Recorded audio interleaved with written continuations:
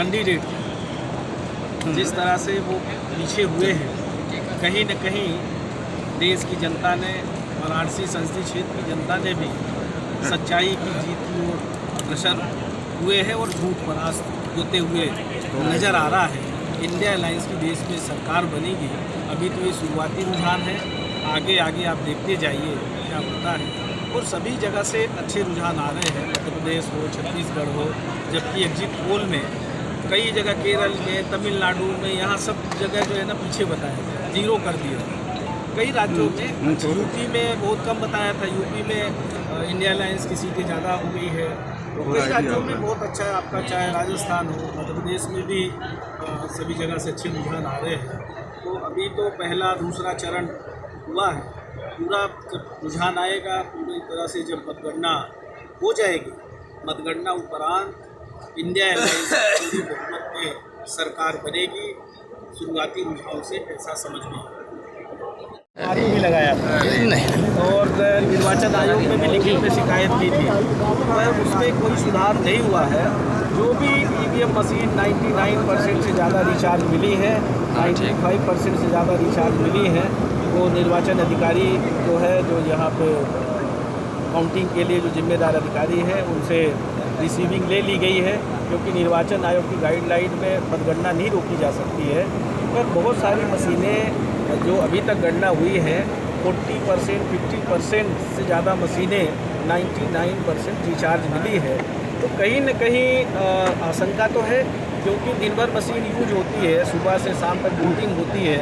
एक तरफ कुछ मशीनें 40% डिस्चार्ज मिल रही है, 60% डिस्चार्ज मिल रही है, और कुछ मशीन 99% रिचार्ज मिल रही है। ये शंका का दायरा तो है, कहीं न कहीं कुछ फॉल्ट तो है। निर्वाचन आयोग को इस पर संज्ञान लेना चाहिए। भविष्य में जब भी चुनाव हो, इस तरह की जो विसंगतियाँ हैं उस पर सुधार होना चाहिए, निष्पक्ष चुनाव होना चाहिए।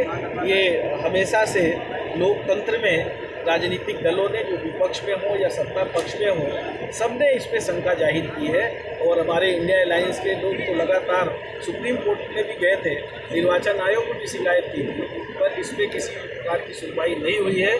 आने वाले समय में इस बात को लेकर हम लोग लड़ाई लड़ेंगे। पर खुशी इस बात की है कि इंडिया अलायंस जिस तरह से सच्चाई की लड़ाई पूरे देश में आदरणीय राहुल गांधी जी के नेतृत्व में लड़ी थी, और जिस तरह से एग्जिट पोल जो आया था और पूरी तरह से गुमराह करने का जो प्रयास किया था, उसको मुंह तोड़ जवाब देश की जनता ने सच्चाई के साथ आकर दिया है, और झूठ परास्त हो रहा है। मोदी जी पीछे जा रहे हैं, इससे बड़ी खुशी की बात कुछ भी नहीं हो सकती है। झूठ की हार होनी चाहिए। अब जो नतीजे आए हैं उसमें जो रुझान सामने आ रहे हैं, उसमें आप कितना देखते हैं इंडिया अलायंस को कितने सीटें मिल सकती है? इंडिया अलायंस को 95 से ज़्यादा सीटें आएगी और इंडिया अलायंस की देश में सरकार बनेगी। अभी ये शुरुआती रुझान है, अभी 2 चरण 3 चरण के अभी काउंटिंग हुए हैं, 2-3 राउंड की काउंटिंग हुई है। अभी तो 14-14, 21-21 राउंड की काउंटिंग होनी है, और जब सभी जगह काउंटिंग हो जाएगी, स्वाभाविक रूप से इंडिया अलायंस की सरकार बनेगी, और महंगाई, बेरोजगारी, भ्रष्टाचार, लोकतंत्र, संविधान बचाने के लिए जो इंडिया अलायंस ने लड़ाई लड़ी थी, उसकी जीत होगी। हम समझते हैं कहीं न कहीं कुछ बैटरियाँ 60%, 40% डिस्चार्ज है, और कुछ बैटरी सिर्फ 1% डिस्चार्ज है, 99% रिचार्ज मिली है। तो कहीं न कहीं कुछ न कुछ तो कमी है, और इस पर जो इंजीनियर्स हैं या जो भी निर्वाचन आयोग है, इनको संज्ञान लेना चाहिए, क्योंकि पहले भी इस पे काफ़ी प्रश्न चिन्ह पिछले चुनाव में भी लगा है। निष्पक्ष चुनाव हो, हार जीत ये हमारे लोकतंत्र का एक पहलू है, पर चुनाव निष्पक्ष हो ये महत्वपूर्ण है। और इसके लिए हमारा जो निर्वाचन आयोग है, ये उसके लिए पूरी तरह से जिम्मेदारी होती है, उनकी जिम्मेदारी है कि वो निष्पक्ष चुनाव कराएं। और इस तरह की जहाँ भी आशंका किसी भी राजनीतिक दल को होती है, तो वहाँ उनको संज्ञान में लेना चाहिए और उसकी सुधार की दिशा में काम करना चाहिए। ठीक है।